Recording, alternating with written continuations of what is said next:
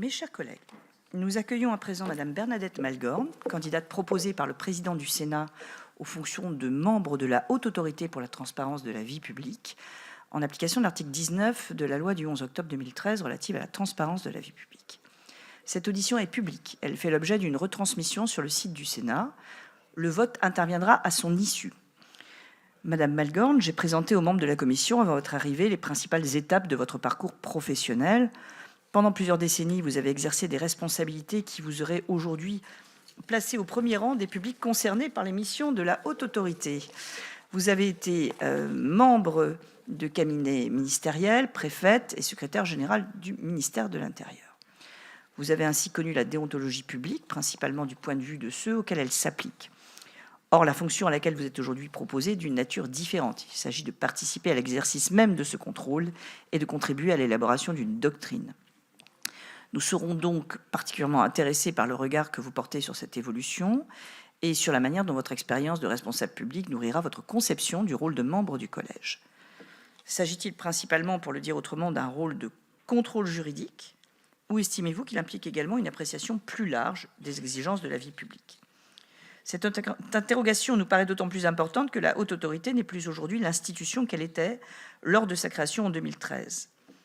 Son champ d'intervention s'est progressivement élargi. Elle contrôle désormais les mobilités entre les secteurs publics et privés, encadre la représentation d'intérêts, intervient en matière de prévention des ingérences étrangères, exerce un rôle croissant de conseil et d'accompagnement auprès des responsables publics. Les membres de son collège sont donc conduits à prendre des décisions qui dépassent parfois le seul contrôle formel des obligations déclaratives et touchent à des questions plus larges d'intégrité et de confiance dans les institutions. Cette extension continue de ses compétences soulève plusieurs questions. La première porte sur l'exposition et la diffusion des exigences portées par la Haute Autorité au cours des 13 dernières années. Vous avez pu observer cette évolution depuis les fonctions que vous exerciez alors. Avec le recul que vous donne cette expérience, considérez-vous l'émergence d'une véritable culture commune de la déontologie au sein des institutions publiques, ou bien demeurons-nous principalement dans une logique de respect d'obligations ?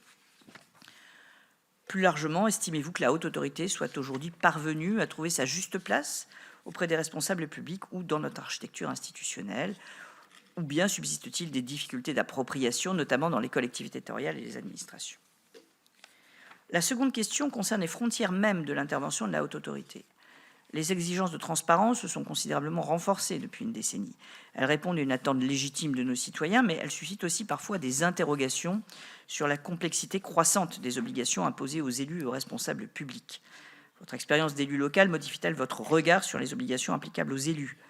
Les obligations déclaratives actuelles vous paraissent-elles constituer un instrument efficace de prévention des conflits d'intérêts et des atteintes à la probité ? Pensez-vous que la transparence contribue effectivement à renforcer la confiance des citoyens dans les institutions ? Ou existe-t-il un risque que l'accumulation des dispositifs de contrôle alimente au contraire une forme de suspicion permanente ? Voilà les quelques questions que je peux vous poser et nos collègues, je pense, en poseront d'autres. Je vous laisse à présent la parole pour un propos liminaire et les membres de la commission se manifesteront après. Je les invite d'ores et déjà à s'inscrire.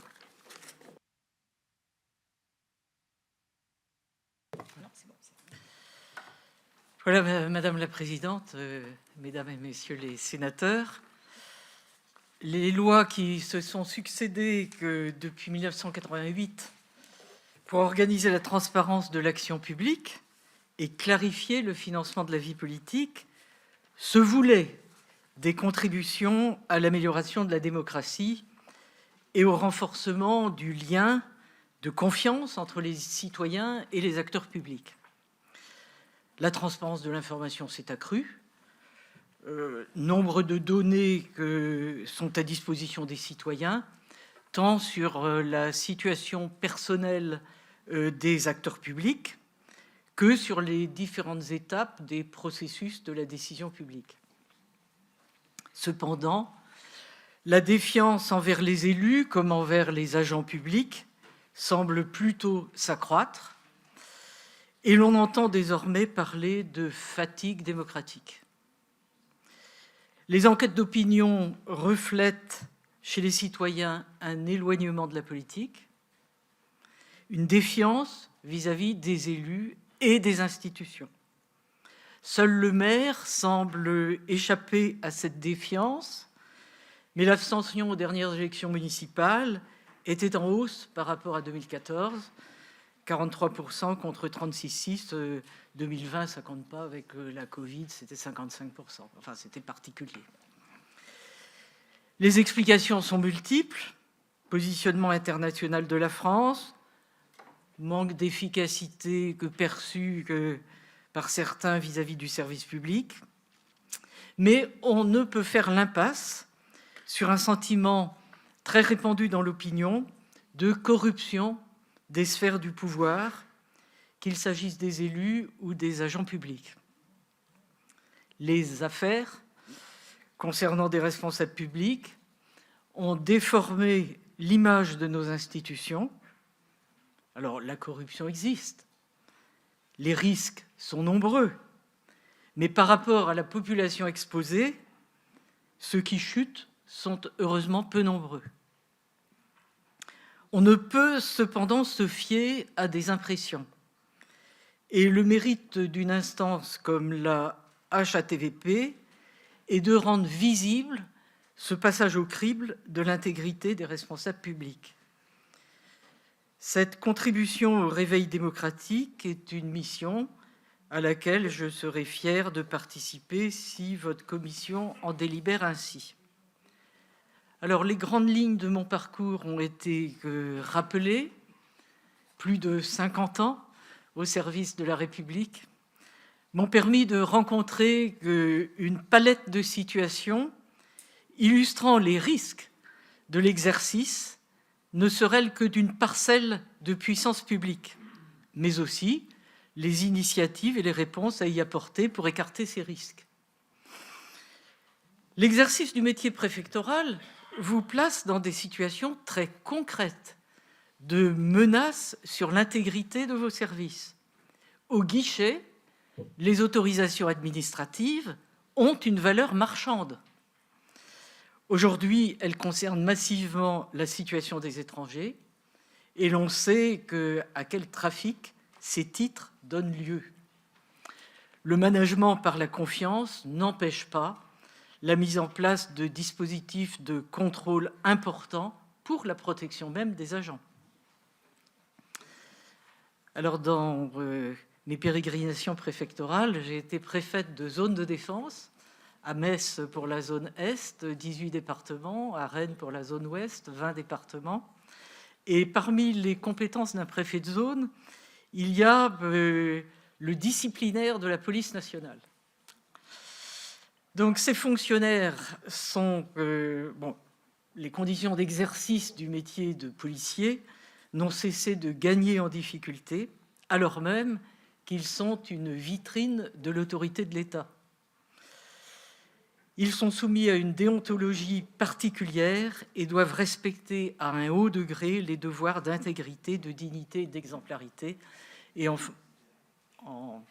tant qu'autorité disciplinaire, j'ai eu à connaître de nombreux cas. C'est très compliqué.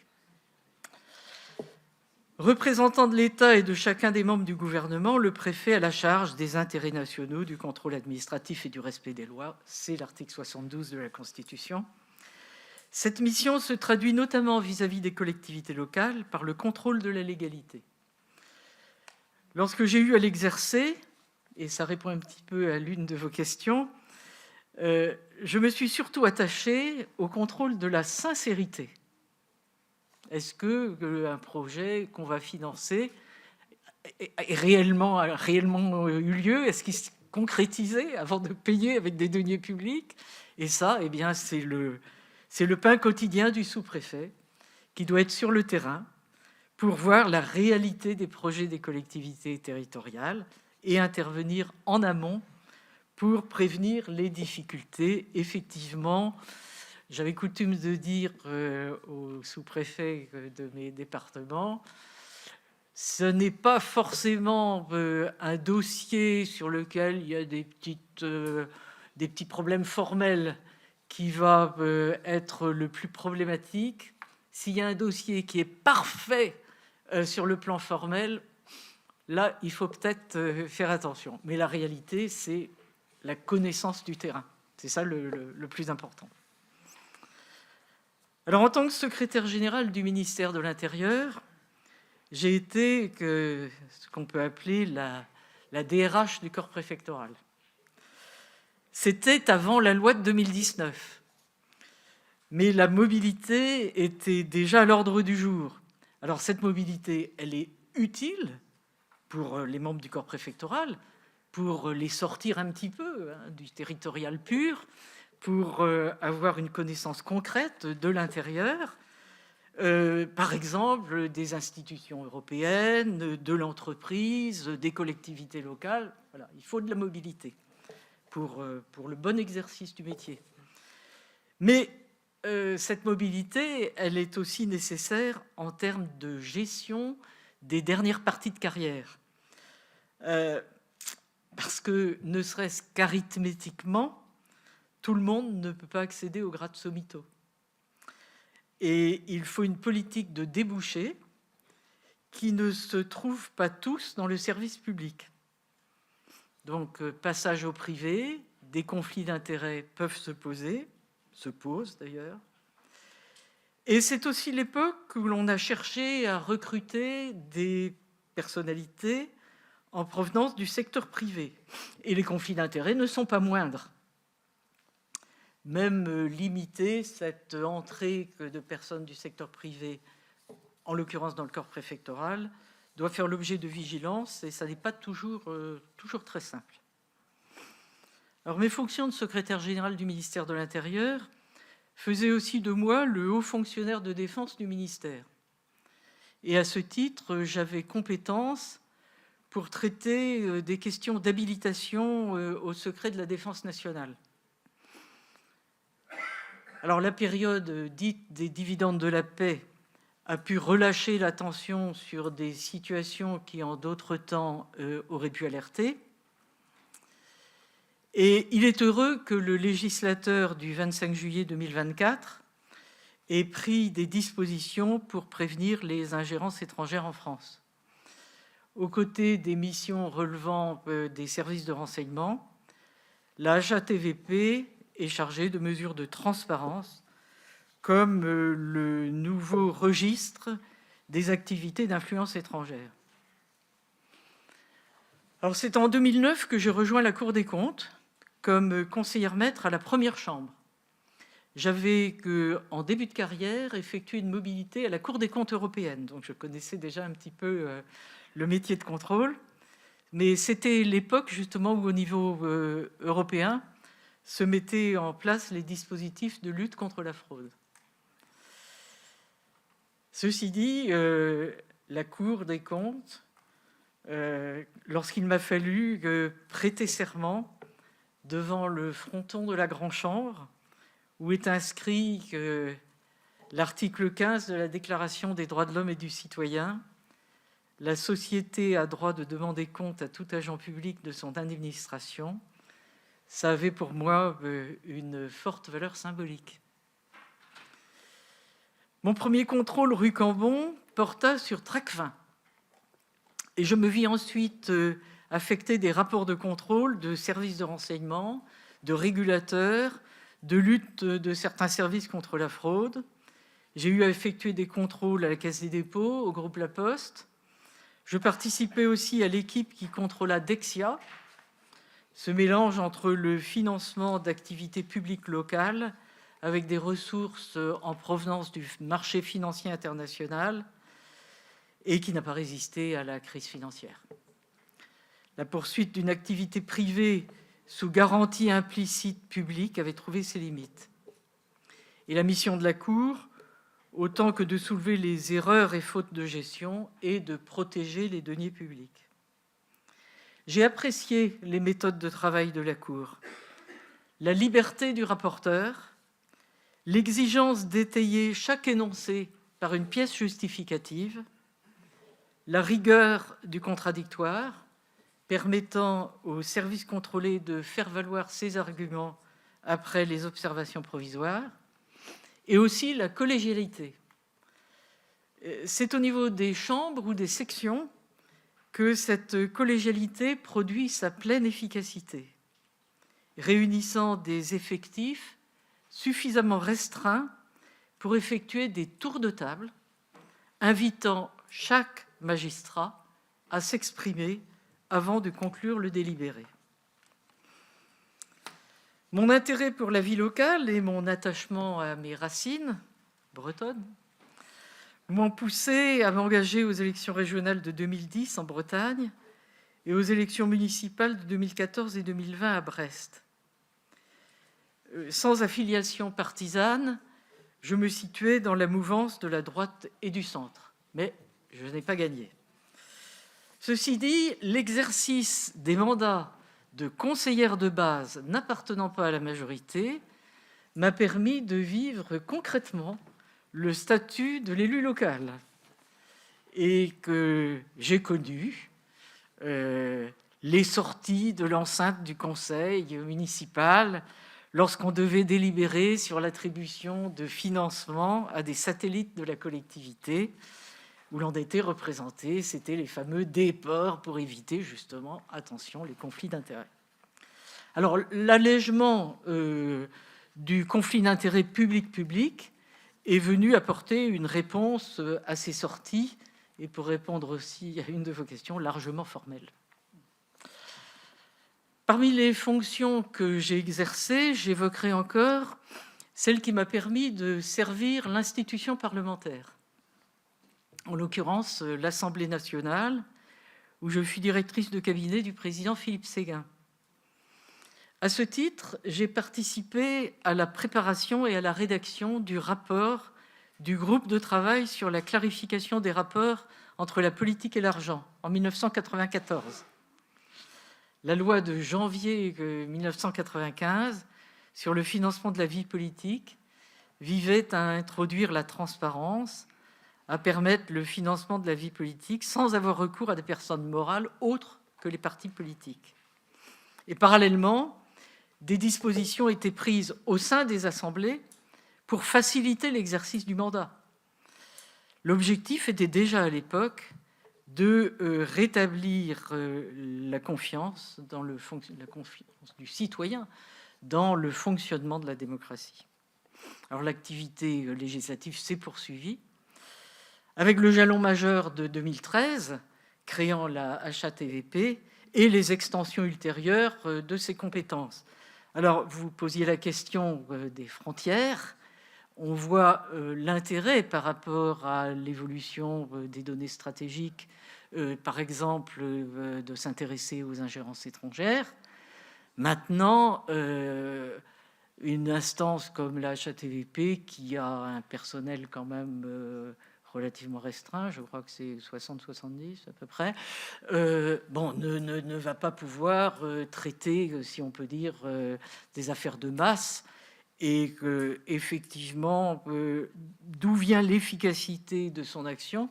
Je pense qu'il y a un aspect dissuasif, il y a un aspect de prise de conscience. Au moment où on remplit une déclaration d'intérêt, on n'a peut-être pas toujours conscience de tous les intérêts que l'on peut porter, qu'ils soient financiers ou qu'ils soient en termes de responsabilité. Mais effectivement, on ne peut pas s'empêcher de penser que la mise sur la place publique de toutes ces données, qui ont quand même un caractère relativement personnel, enfin, ça n'est pas la place publique pour tout le monde, néanmoins, c'est une accessibilité. Dans le monde d'aujourd'hui, où l'on voit comment les voyous se renseignent pour savoir où il y a de la matière à voler, c'est vrai que ça pose un problème et qu'il ne faudra pas hésiter à le traiter, je pense. Voilà. Alors, un bilan des 12 années de fonctionnement de la HATVP a été fait par le président Maillat, avec une analyse de l'impact déjà, et puis des propositions d'évolution. J'imagine que le législateur et votre commission s'en emparent et que, en ce qui me concerne, je serai tout à fait heureuse de participer à la suite de cette aventure. Merci de ce propos qui révèle à la fois la hauteur de vue que vous donnent vos fonctions passées et la connaissance intime des tracasseries que vous qualifiez à juste titre, parfois formelles, que subissent les élus locaux. Alors, je vais donner la parole à nos collègues, en commençant par Madame Nadine Bellureau, et je ferai des groupes de questions. Merci Madame la Présidente. En fait, vous avez un peu en partie répondu sur la fin de votre intervention, Madame, parce que je voulais vous interroger, en fait, savoir ce que vous pensez concernant la publicité, donc des déclarations qui constituent évidemment dans notre système français une particularité, et comment situer un juste équilibre entre l'exigence de transparence, bien sûr, que nous comprenons tous, et puis le respect de la vie privée des responsables publics. Est-ce que vous considérez que le niveau actuel de publicité des déclarations répond vraiment à une attente? Et puis vous avez émis aussi les éclairages sur le fait que cette disponibilité de données peut aussi questionner à un moment où nous savons que il y a des utilisations de tous les outils numériques de façon parfois très malveillante, et il s'agit aussi de la sécurité d'hommes et de femmes en responsabilité. Je vous remercie. Madame Marie Mercier. Merci Madame la Présidente.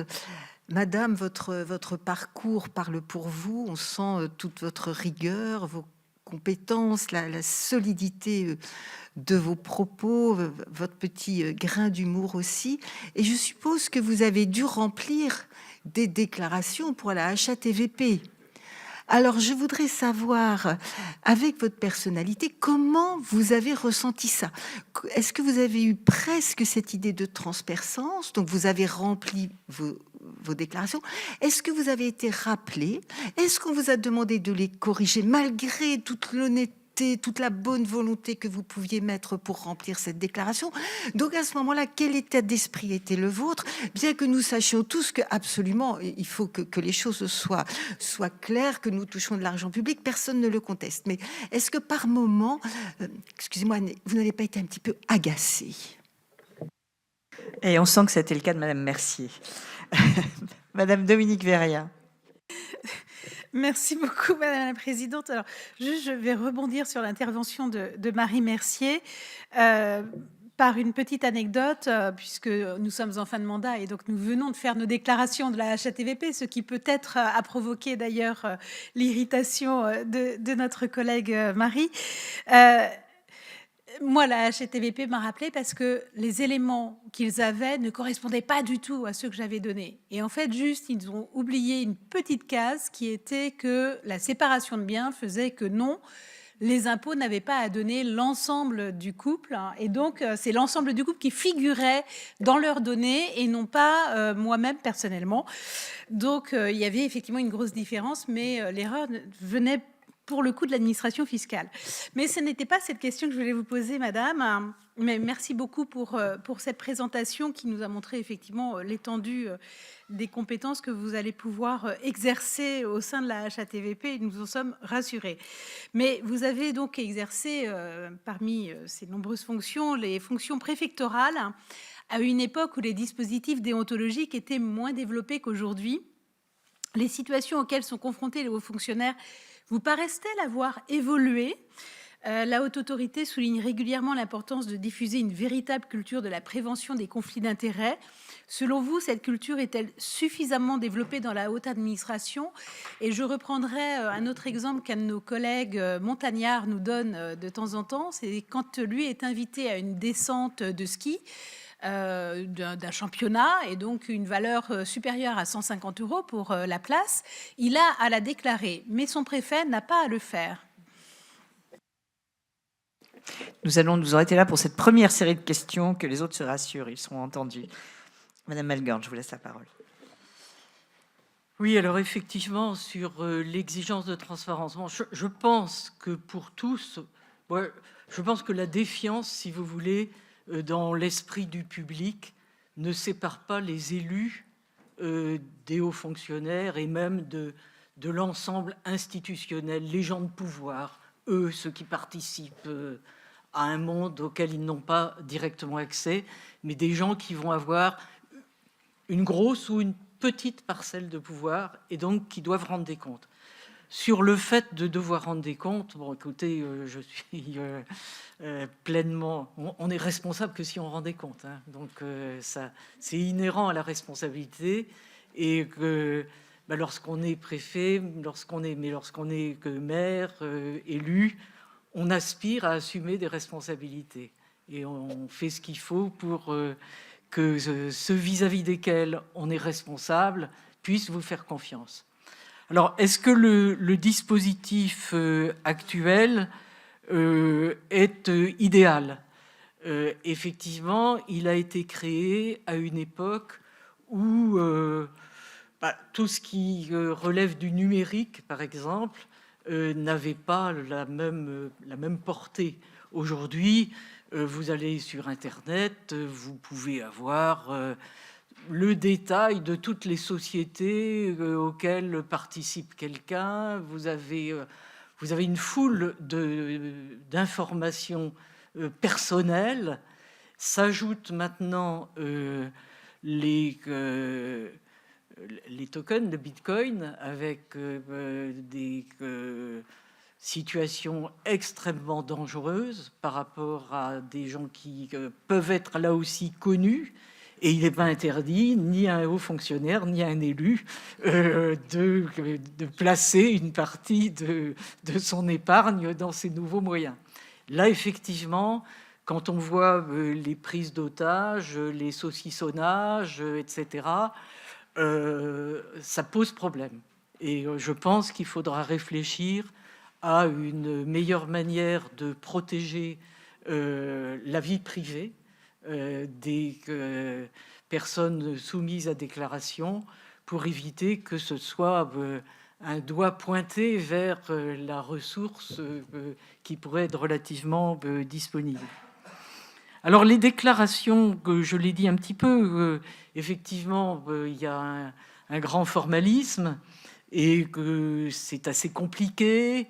Il y a des guides explicatifs qui font plusieurs dizaines de pages, ce qui veut bien dire que c'est pas si simple. Je pense que le législateur s'est déjà un petit peu emparé de ce problème en préconisant, en décidant, un pré-remplissage qui devrait trouver à s'appliquer qu'à partir de 2027. Je pense que ça peut être de nature quand même à faciliter le travail. On le voit pour les impôts, hein, entre le travail qu'il fallait faire avant le pré-remplissage et puis maintenant, c'est quand même une facilité beaucoup plus grande. Alors, est-ce que par rapport à mes débuts dans la fonction publique, on a la même perception des choses en ce qui concerne les conflits d'intérêts, les cadeaux, etc. Non, ça a évolué. Autrefois, il aurait été malséant de refuser un cadeau. Le sous-préfet qui fait sa visite de commune, comme je l'ai fait, dans l'arrondissement de Dieppe, je m'étais fait un point d'honneur de visiter toutes les communes. À chaque étape, là-bas, vous aviez la bouteille de Calva, plus un tableau représentant je ne sais quel monument de la commune. Bon. Mis bout à bout, ça faisait peut-être plus de 150 €. En tout cas, on ne calculait pas. Et que autant ce genre de cadeau paraissait faire partie de la courtoisie républicaine, autant, si vous voulez, ça m'est arrivé aussi. C'était il y a très très longtemps, donc je peux le dire. C'est lorsque j'étais au cabinet de Philippe Séguin, non pas à l'Assemblée nationale, mais aux affaires sociales, où on avait à gérer des problèmes d'entreprise en difficulté, avec des négociations de reprise, quel type d'aide l'État pouvait apporter. Et je me suis vu chez une personnalité qui faisait des transactions, si on peut dire, des négociations, voir la personne disparaître un moment et en disant mais ouvrez le dossier qu'on vous a laissé et de voir un paquet de billets. Donc ça existe. J'ai pas compté, mais il y avait un gros paquet. Et alors, heureusement, dans ce genre de choses, on ne va jamais seul. Hein, c'est comme les gendarmes, ils vont par deux. Et quand on va dans ce genre de négociation, on n'est jamais seul. Mais je dois dire que mon collaborateur et moi-même avons été un peu effarés de ce type. Voilà, donc ça existe, ça existait. Et on savait faire la part des choses entre le cadeau sympathique du maire qui vous donne voilà, le calva de son cru et un paquet de billets. Alors l'histoire du paquet de billets, je l'ai trouvé aussi au guichet de ma préfecture. C'est mon chef du service des étrangers qui a déboulé dans mon bureau en disant regardez ce qu'on m'a laissé. Donc ça existe, si vous voulez. Ça existe. Et comme bon, il est bon d'avoir des références, des principes, voilà. Alors, l'histoire des 150 €, oui, ça peut servir de référence. Voilà. Effectivement, quelquefois, c'est un petit peu gênant. On vous invite à, je ne sais pas, moi, un concert, par exemple. On dit non. Ouais. Bon, je pense que l'essentiel, si vous voulez, c'est qu'on ait conscience, et je pense qu'on a de plus en plus conscience de ce qu'il peut y avoir au travers de gestes qui apparaissent comme de la courtoisie ou de la bonne relation, il peut y avoir des tentatives de corruption. Et quelquefois, c'est insidieux. Je l'ai vu toujours comme préfète de région. C'était le service qui s'occupait du contrôle de la formation professionnelle. La formation professionnelle est aussi un domaine où il peut y avoir des sujets. Bon. Le responsable du service du contrôle, dépendant de ma préfecture, avait été amené à entretenir des liens amicaux, de sympathie. Les familles partaient en vacances ensemble, les enfants étaient amis, etc. Et lorsque on a commencé à avoir un petit peu de suspicion, on s'est aperçu que cet ami bénéficiait de plus que sa part, disons, dans ce qui se traduit à la fin par l'octroi de deniers publics. Voilà. Donc, tout ça existait déjà, on en était conscient, il y avait des dispositifs de lutte. Disons que ça a pris un aspect systématique et je pense qu'il y a aussi une culture plus répandue. Merci. Alors, je vais donner la parole à Hervé Reynaud, tout d'abord.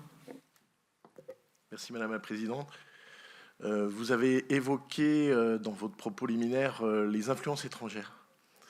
Je voulais avoir votre regard concernant les nouvelles missions qui étaient confiées à la HATVP, puisque la HATVP s'est vu confier la tenue du répertoire des activités d'influence étrangère et a également intégré le risque d'influence étrangère dans certains contrôles de mobilité.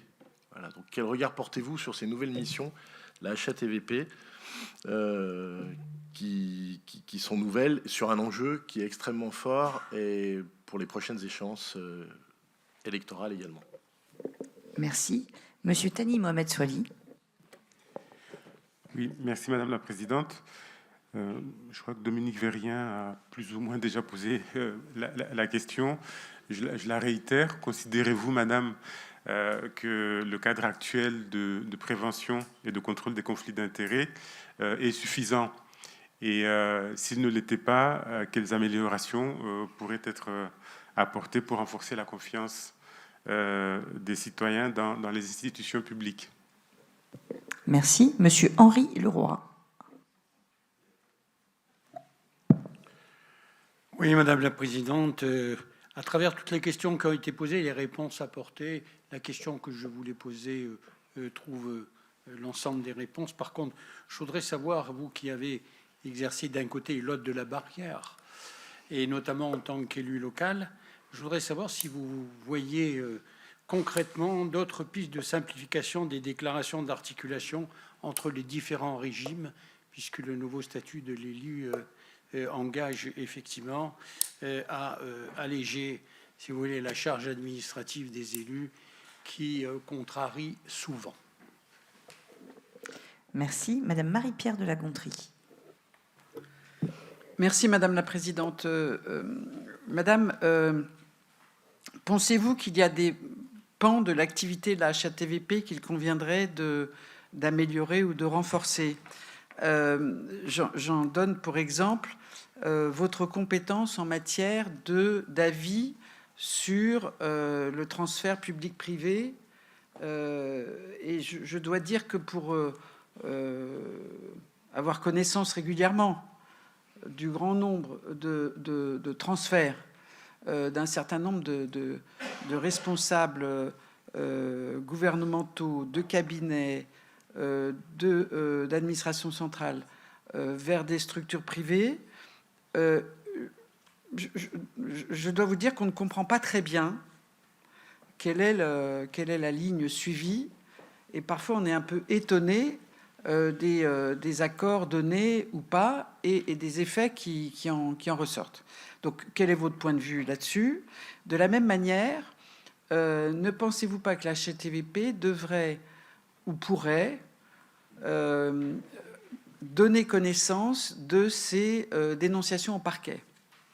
Parce que la HATVP fait un travail, elle saisit de ce qu'on en sait, c'est-à-dire pas grand-chose, assez peu le parquet. Mais bon, pourquoi est-ce que je dis ça? C'est que je pense que si on veut, la HATVP a été créée dans une période particulière, et moi je trouve que c'est très bien, même si, comme les collègues, je m'énerve devant mon ordinateur ou je m'interroge sur bon, bref. Mais je trouve que c'est bien.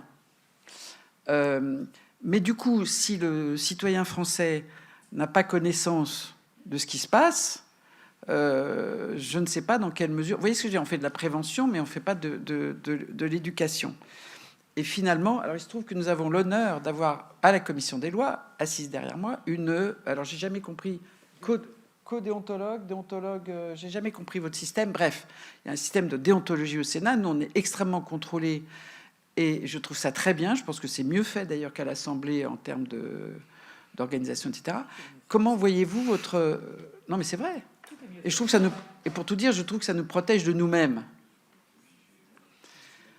Je suis absolument convaincu de ça. Bref, donc quel type de relation imaginez-vous entre le déontologue du Sénat, par exemple, et votre organisation? Je vais continuer encore un peu. Monsieur Alain Marc. Merci Madame la Présidente. Madame la Présidente, moi ce qui m'interroge un petit peu, c'est la philosophie générale. Vous avez dit que bien évidemment nos institutions ont évolué, et quand je le regarde à travers le prisme des parlementaires, ben, les parlementaires n'ont plus le droit d'avoir d'exécutif. Et les affaires de corruption qui existent, elles sont quand quelqu'un détient un exécutif. Donc nous n'avons plus d'exécutif. Alors je veux bien qu'on puisse être soupçonné d'être corrompu, à tout le moins qu'un groupe d'intérêt essaye de nous influencer, mais s'il nous influence, il nous influence qu'au 1/348e, puisque nous sommes 348 sénateurs. Donc l'influence ne peut être que très faible. Donc il me semble que, bien évidemment, je me suis aussi un petit peu énervé comme Marie. Alors il s'agissait, moi je crois, l'autre jour de 540 €. Vous avez vu, avec des participations, vous savez, lorsqu'une banque est mutuelle, il y a des trucs qu'on a oubliés. Bon, mais c'est marrant, hein, la personne était très sympathique au bout du fil. C'est pas ça le problème. Et quand je regarde qui doit déclarer à la HATVP, c'est les maires au-dessus de 20 000 habitants. Mais franchement, ça fait rire tout le monde quand on a été nous-mêmes à la tête d'exécutif. Des gens donc, qui ont une commune de 18 000 habitants peuvent être parfaitement corrompus sans qu'on le vérifie vraiment. Et nous, je ne dis pas que nous... pas dire, on n'est pas malheureux, c'est pas nous qui subissons les affres de la HATVP, puisque chaque fois on arrive après des discussions fort sympathiques d'ailleurs à retrouver les bons chiffres. Mais enfin, comment un parlementaire peut-il être corrompu puisqu'il n'a pas d'exécutif, au titre d'un exécutif qu'il aurait eu avant, peut-être, mais pas après. Nous allons arrêter là. Je reprendrai après pour les questions qui restent. Voilà, alors d'abord les questions sur l'influence étrangère. Bon, c'est des sujets auxquels je suis particulièrement sensible et je trouve bien qu'il y ait eu des initiatives pour éviter. Alors, chaque initiative n'empêche pas, disons, l'efficacité en matière de lutte contre la corruption, de lutte contre les influences étrangères, etc. Ça va venir d'une combinaison d'actions. Il est clair que l'action des services de renseignement est essentielle. Mais effectivement, cette histoire de registre de déclaration des organismes se présentant comme défenseurs d'intérêts étrangers, c'est un élément dans le dispositif qui a son utilité. Alors, il y a à la fois l'influence directe, et puis il y a aussi la mobilité. La mobilité. Alors effectivement, quand un haut fonctionnaire ou un ancien ministre, etc., va se mettre au service d'une entreprise, d'un État qui n'est pas forcément tout à fait ami avec la France, bon, ça peut poser un problème. Il est vrai que les choses ont évolué que depuis une dizaine d'années, c'est-à-dire que, alors même qu'en 2008, j'ai fait partie de la commission du livre blanc de la sécurité nationale de 2008, on commençait tout juste à percevoir la sortie des dividendes de la paix, disons. On voyait, il y avait l'affaire géorgienne, hein, donc on commençait à voir. Mais ça n'est guère que 2014, la Crimée, quand on s'est dit aïe aïe aïe. Bon, peut-être que les pays qu'on croyait en voie de nous rejoindre sur la démocratie s'arrêtent un peu en chemin, voire prennent un chemin inverse. Voilà, donc je pense que c'est quand même le moment. Alors ça peut prendre des formes très variées et que effectivement c'est pas simplement le travail de la HATVP qui va régler le problème, mais il y a un état d'esprit et ça en fait partie. Parce que par exemple des prises de contrôle dans des entreprises, dans des universités privées, où ça a aussi une très forte influence. Si on arrive à influencer, disons, la formation de nos jeunes dans le sens des intérêts d'une puissance étrangère, c'est pas neutre. Voilà. Donc c'est un élément. Et pour l'instant, d'ailleurs, j'ai cru comprendre qu'il n'avait pas encore trouvé un plein développement, puisque des contacts ont été pris par la HATVP pour identifier et pour, en quelque sorte, solliciter un certain nombre d'organismes, et qu'actuellement, il n'y a que quelques déclarations qui se sont concrétisées. Alors, est-ce que le cadre actuel de la prévention des conflits d'intérêts est suffisant?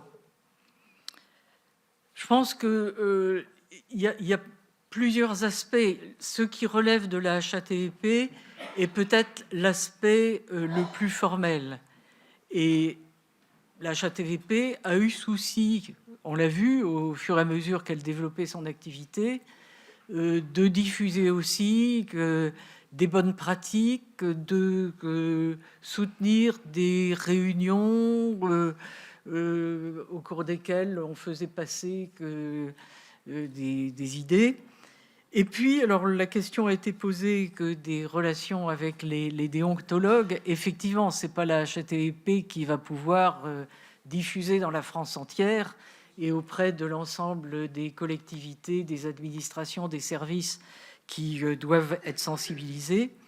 Mais ces déontologues, qu'ils soient auprès d'institutions parlementaires, de collectivités territoriales ou de ministères, eh bien, ils ont tout un rôle à jouer. Et je crois que l'une des idées dans l'évolution de la HATVP, c'est de faire fonctionner un petit peu en réseau ces déontologues, de telle sorte qu'il y ait un soutien mutuel, un échange de bonnes pratiques. Et ça me paraît qu'effectivement, une une bonne idée. Alors, est-ce que toute l'activité de la HATVP est suffisamment connue ? Sans doute pas. Sans doute pas. Et est-ce que ça veut dire qu'il faudrait, par exemple, qu'il y ait une diffusion des dénonciations au parquet, comme vous le suggérez, madame ? Quand on voit les sujets sur lesquels la HATVP, après mise en demeure, etc., doit s'adresser au parquet, je pense que des idées qui ont cours au sein de la HATVP actuellement, qui serait plutôt que de permettre de créer des sanctions administratives à la main de la HATVP pour aller jusqu'au bout, par exemple, lorsque tel ou tel se soustrait volontairement ou par négligence, mais après plusieurs appels, à ses obligations déclaratives. Je pense que ce serait plutôt dans ce sens-là qu'il faudrait aller. La justice pénale a suffisamment de choses à traiter pour qu'on n'aille pas créer que des infractions pénales pour finalement ce qui n'est qu'un défaut de déclaration ou des choses comme ça. Il y a un petit peu de ménage à faire peut-être de ce côté-là. Je crois qu'il y a des propositions qui ont été faites par la HATVP, notamment pour créer des sanctions administratives sur la non-déclaration. Alors, est-ce que les parlementaires sont à l'abri de toute tentative de corruption ? Bon, moi je pense que dès qu'on a une parcelle de puissance publique, mais ça pourrait être dans le secteur privé une parcelle de pouvoir économique, enfin puisque nous sommes dans la sphère publique, dès qu'on a une parcelle, si petite soit-elle, 348e par exemple, il y a un risque. Il y a un risque. Et que, effectivement, dès qu'il y a un risque, eh ben, il faut essayer d'y répondre. J'ai évoqué le travail que nous avions fait en 1994 sur le rapport Politique et Argent qui a été signé par Philippe Séguin à l'époque. Ce que disaient les parlementaires, alors c'était les députés, mais ce que disaient les députés, c'est qu'ils avaient beaucoup de difficultés à exercer leur mandat. Hein, c'était il y a longtemps. Parce qu'avec l'extension de la décentralisation, dans leur département, ils avaient affaire à des maires, à des présidents de conseils qui avaient de très gros moyens, des très gros moyens d'expertise, de très gros moyens de communication, et que le parlementaire, le député, il était à l'époque très très peu aidé. Donc parallèlement à ce qui avait été préconisé en matière de financement de la vie politique et qui était rentré dans la loi en 1995, dans les dispositions internes à l'Assemblée, mais ça avait été coordonné avec le Sénat, qui avait fait de même, des dispositions avaient été prises pour donner plus de moyens, assistants parlementaires, informatique, lettres du parlementaire, enfin voilà, qui n'existaient pas. Et si vous voulez, la relation entre les moyens des autorités décentralisées et les modes d'exercice du parlementaire, c'est différent. C'est différent. Les règles du non-cumul ont pu, si on peut dire, alléger le fardeau qui pesait sur le parlementaire qui était en même temps exécutif d'une collectivité. Ça n'a pas enlevé tout risque. Si vous voulez, on parle beaucoup, la presse fait grand cas des amendements à jet continu qui sont proposés par telle ou telle officine. Bon, il est bon que le parlementaire soit à l'abri de ça, et le soit sans qu'il y ait que de règles juridiques nouvelles qui puissent intervenir, comme certains l'ont suggéré. Alors, 4 questions. Monsieur Guy Benaroche. Merci, Madame la Présidente. Je voulais vous questionner, Madame, sur les réponses que vous venez de faire et une déclaration qui a été faite récemment par votre président ou futur président. Donc, je voulais vous parler du pantouflage dont vous avez un peu parlé, Marie-Pierre de la Gontrie. Vous y avez répondu en partie. Je voulais juste vous rappeler 2 chiffres qui ont été donnés. Il semblerait qu'il y ait eu 641 avis de mobilité entre le public et le privé rendus en 2025. Sur ces 625 avis, il y a eu seulement, dans 3% des cas, une incompatibilité qui a été déclarée. Et dans 76,6% des cas, on voit bien donc quand même l'écart énorme, donc 3% d'incompatibilité et 76,6% des cas dans lesquels ont été émis des réserves. Ça me paraît vraiment quelque chose de très éloigné entre les 2 chiffres. Donc, je me demandais en fait quelle était la base réelle de ces incompatibilités, d'autant plus que votre président, donc enfin futur, a annoncé il y a quelques jours en fait qu'il lui semblait nécessaire d'engager, je le cite, une réflexion sur le champ précis de la prise illégale d'intérêt en réexaminant des éléments de la définition du délit de pantouflage prévu dans le code pénal. Or, vous venez de dire, et je le comprends, que c'est peut-être pas au niveau pénal qu'il fallait trouver les manières d'avancer, mais la justice administrative est aussi encombrée que la justice pénale, vous le savez bien. Voilà. Donc, je voulais avoir votre avis sur ces sujets-là, d'une manière un peu plus précise que ce que vous avez répondu à Madame de la Gontrie. Madame Audrey Linkenheld. Merci Madame la Présidente. Ma question initiale visait à prolonger finalement celle de ma collègue Marie-Pierre de la Gontrie, à laquelle vous avez en partie répondu, sur le lien entre les référents déontologues et la HATVP. Ces référents déontologues existent dans nos assemblées, mais aussi dans nos collectivités locales. Ils se déploient de plus en plus et leur rôle est important. Et je pense qu'effectivement, il serait sans doute utile de resserrer les liens, mais vous l'avez un peu dit, mais je vous repose peut-être la question sous l'angle des collectivités, de resserrer les liens entre la HATVP et ses référents, à la fois en amont pour mieux conseiller les élus locaux, en l'occurrence, qui ont à répondre, et sans doute aussi en aval si des questions pouvaient se poser, y compris d'ailleurs sur la question, par exemple, des mobilités, qui ne se traitent pas de la même manière quand effectivement on est parlementaire et qu'on n'est pas membre d'un exécutif et qu'on n'a pas eu à peser très fortement sur des décisions, même au 348e, que lorsqu'on a été membre d'un exécutif. Et pour le coup, le transfert dans le privé peut avoir d'autres incidences. C'était ma première question. Et ma deuxième, et dans le prolongement peut-être des cas individuels qu'ont porté un certain nombre de nos collègues,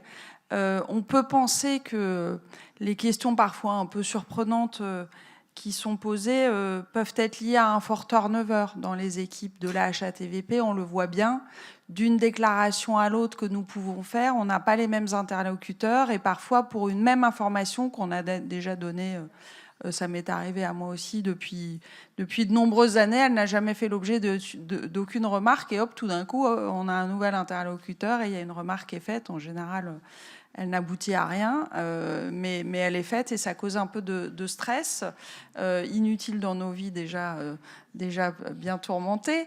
Moi, je pense qu'il y a sans doute une question de turnover derrière ces éléments. Et je le dis parce que, avec mon collègue Michel Massé notamment, nous avons plaidé pour des effectifs supplémentaires à la HATVP à l'occasion de la loi de finances. Les amendements ont été repoussés, mais on l'a fait parce qu'il nous a semblé dans les auditions précédentes de vos collègues ou futurs collègues que la HATVP, comme d'autres, pouvait manquer de moyens et qu'en tout cas ce manque de moyens ensuite se répercute aussi sur ceux dont les dossiers sont examinés, peut-être pas avec la même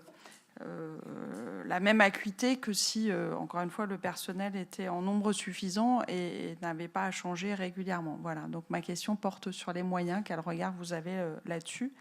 Vous qui, par ailleurs, avez, je crois, une petite compétence en matière de RGPP. Merci. Madame la Présidente Cukierman. Merci Madame la Présidente. Madame, merci pour vos propos.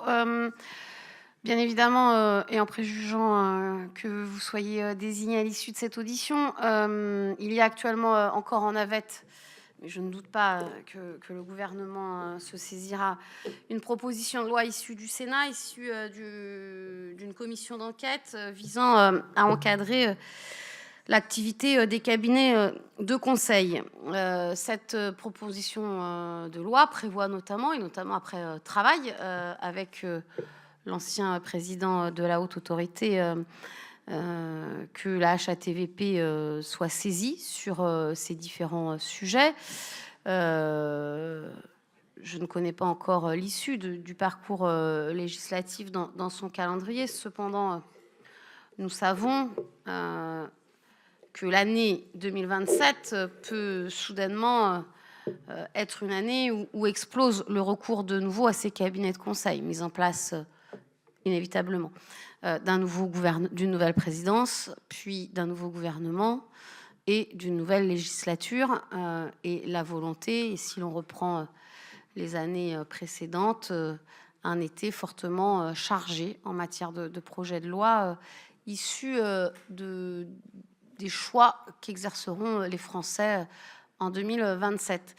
Je voulais donc vous demander comment, et donc pas forcément, bien évidemment, il n'y a pas forcément de réponse attendue type, mais comment est-ce que, au-delà de tout ce que nous avons dit, vous avez d'ailleurs vous-même évoqué en tant que préfète ce à quoi vous avez pu être confronté, mais comment est-ce que vous envisagez aussi le rôle d'une haute autorité sur ces problématiques qui sont aujourd'hui de la nécessité de déclaration, de transparence et donc de contrôle de ces différents cabinets de conseil, indépendamment de ce qui a déjà été dit, parfois même de pantouflages qui sont faits entre certaines hautes fonctions publiques et ensuite hautes responsabilités dans ces mêmes cabinets de conseil.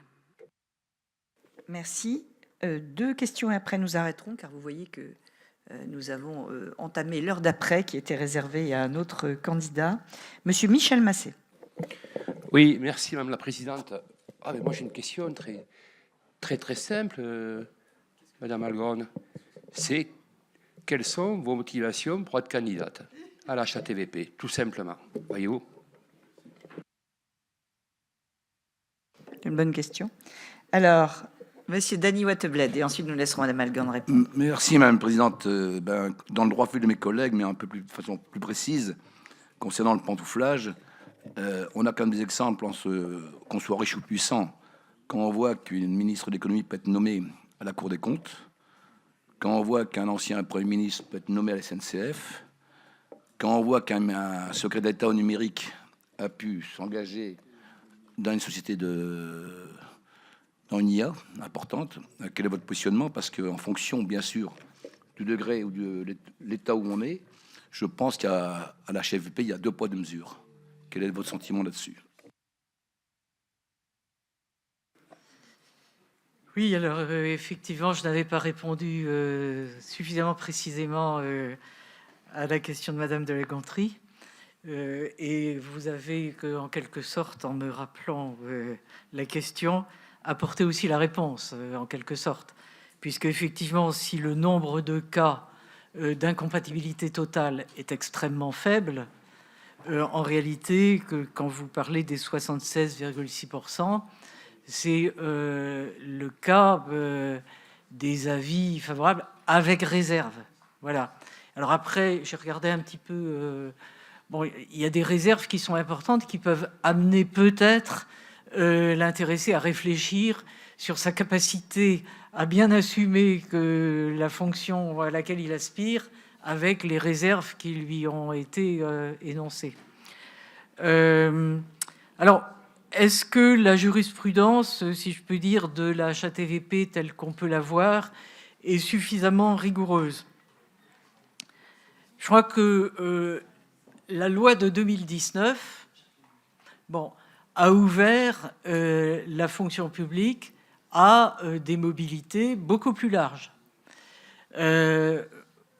Aujourd'hui, les recrutements de contractuels dépassent les recrutements de fonctionnaires.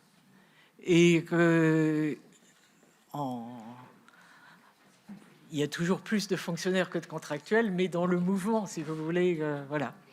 Donc ça pose quand même un problème.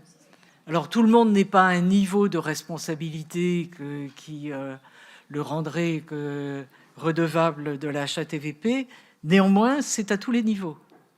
Et donc, est-ce qu'il faut être plus sévère pour un agent public qui va partir, qui a l'intention de poursuivre sa carrière pour un temps ou définitivement dans le secteur privé, ou pour quelqu'un issu du secteur privé que l'on recrute comme agent contractuel? Il y a ce sujet-là. Il est mouvant.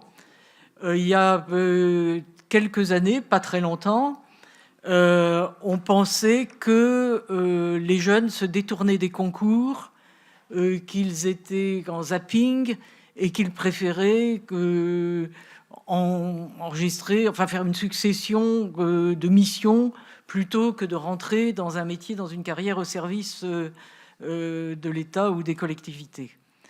Est-ce qu'il y a eu un effet du marché du travail qui est moins porteur? Mais ce qu'on constate aujourd'hui, c'est que on est revenu à des taux de candidature au concours comparables au passé. Donc, la notion de recrutement croisé entre le public et le privé, c'est quelque chose qui est mouvant en fonction de l'état du marché du travail. Alors, est-ce que ça doit avoir une influence sur la plus ou moins grande rigueur dans l'énoncé des réserves par rapport... je pense que ce qu'il faut prendre en compte, c'est le risque. C'est le risque. C'est-à-dire, est-ce que la personne qui passe dans le secteur privé va se mettre en risque, puisqu'il y a eu des séries d'interdictions, par exemple, ne pas voir, par exemple, pour un membre des cabinets ministériels, les ministres qu'il a servi, les collègues du cabinet, les directeurs d'administration centrale, les hauts fonctionnaires avec qui il a travaillé, par rapport à des recrutements qui ne seraient fondés que sur le carnet d'adresses, il est clair que ça perdrait de son intérêt. Maintenant, s'il y a une compétence métier qui est recherchée auprès d'une personne qui a, pour un temps, été servir dans un cabinet ministériel, si c'est sa compétence métier qui est recherchée, ça se pose dans des conditions différentes. Mais effectivement, ces questions de pantouflage ne sont pas simples. Alors, vous avez évoqué aussi la question de turnover de personnel qui fait que certains points qui n'avaient jamais été soulevés, tout d'un coup, apparaissent comme posant problème. Je crois qu'il y a un souci de la HATVP d'essayer de définir une doctrine. Je pense que c'est une bonne chose. C'est pas pour rajouter une couche de réglementation, c'est au contraire pour éclairer, savoir un petit peu où on va. Et je pense que c'est un travail utile. Alors après, il y a la question des moyens. Et vous avez fait allusion à l'époque de la RGPP. J'ai eu occasion à cette époque, effectivement, d'avoir recours. Il y avait des droits de tirage sur des cabinets de conseil. Et ça n'était pas forcément inutile pour avoir un regard extérieur sur des administrations qu'on connaissait trop bien. Et avoir un regard extérieur, ça peut aider. Maintenant, il est clair que ce ne doit pas être le cabinet conseil qui doit prendre les décisions. Il est clair, on peut lui confier certaines tâches. Il doit rester dans une position de prestataire de service et en aucun cas de se substituer à l'autorité, quelle qu'elle soit, pour venir définir la réponse qui doit être donnée à tel ou tel sujet. Alors, effectivement, les travaux de la commission d'enquête sur les cabinets de conseil sont en cours. Donc, oui. Ah oui. Voilà, donc, effectivement... Il y a déjà eu des missions d'information sur ces sujets-là, commission d'enquête aussi. Effectivement, il faut en tirer toutes les conséquences. Les moyens, écoutez, les moyens sont toujours limités, donc après c'est une question de priorité. Est-ce qu'il faut pousser la HATVP à faire un travail exhaustif et pour ça il faut du monde? Est-ce qu'il faut étendre son champ et pour ça il faut du monde? Ou bien est-ce qu'on peut essayer d'utiliser des méthodes plus modernes? Il y a des moyens à disposition. Je pense qu'il ne faut rien s'interdire dans ce cas-là. Alors, pourquoi suis-je candidate aujourd'hui? Alors, d'abord, je dois dire qu'on m'a un peu demandé de l'être. C'est pas comme ça que ça se passe. Pourquoi ça m'a intéressé? Je crois que vous l'aurez dit. Moi, j'ai 50 ans de service public.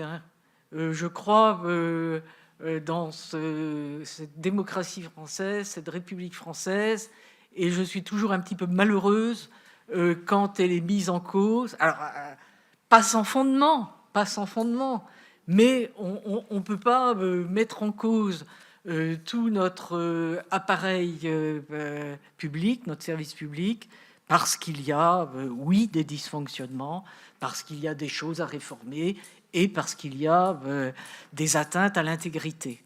Et donc, si je peux, avec mon expérience, apporter à cette instance qui n'est qu'un petit élément dans un paysage beaucoup plus large, eh bien, pourquoi ne pas le faire? Je pense qu'à un moment donné, que dans son parcours, on a peut-être le droit à la qualification de sage. Et, est-ce trop demander que de vous demander effectivement de me donner cette qualification? Merci, Madame Malgorn. Nous allons pouvoir vous laisser aller après cette salve de questions. Et je demande aux collègues, évidemment, de rester dans la salle parce que nous, ensuite, nous allons nous retrouver, ne serait-ce que pour une opération de vote. Je reconduis Madame Malgorn.